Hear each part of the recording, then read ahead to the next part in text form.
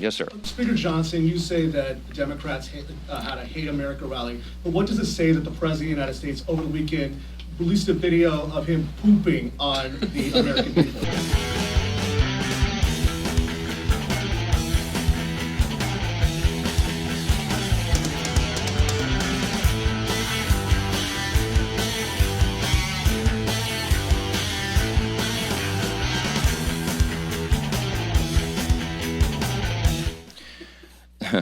The president uses social media to make a point.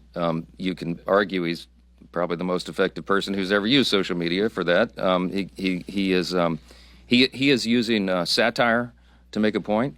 He is not calling for the murder of his political opponents, and that's what theyese people are doing. I mean, they're in one of these photos. I think there's a picture of the president hanging in effigy by a noose on one of these. The one on the far end. I mean, it's unconscionable. Look, America is built on the idea of free speech. You have the right to protest. Of course, we jealously guard that. I mean, Chip and I are attorneys. We've defended that right in the courts. But what they're doing right now is different. They are trying to incite violence. It's not funny. You don't mock a president who has already had 2 failed assassination attempts on his life. This is not a game. And the idea that communists would be supporting this is unconscionable to us.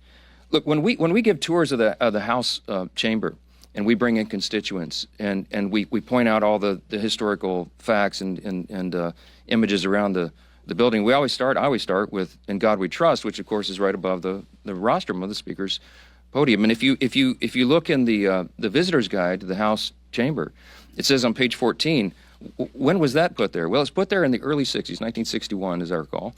And it says in the guide that it was put there, Congress voted to put that there as a rebuke to the Cold War era Soviets. Why? Because their philosophy, that's what it says, a rebuke to their philosophy. Their philosophy was Marxism. Marxism begins with the premise that there is no God. It is antithetical to who we are as Americans. The Declaration of Independence says we're created by God and He's the one that gave us our rights. It is in God whom we trust. That is the national motto. That's what America's built on. What those people are advocating for is at its essence un-American.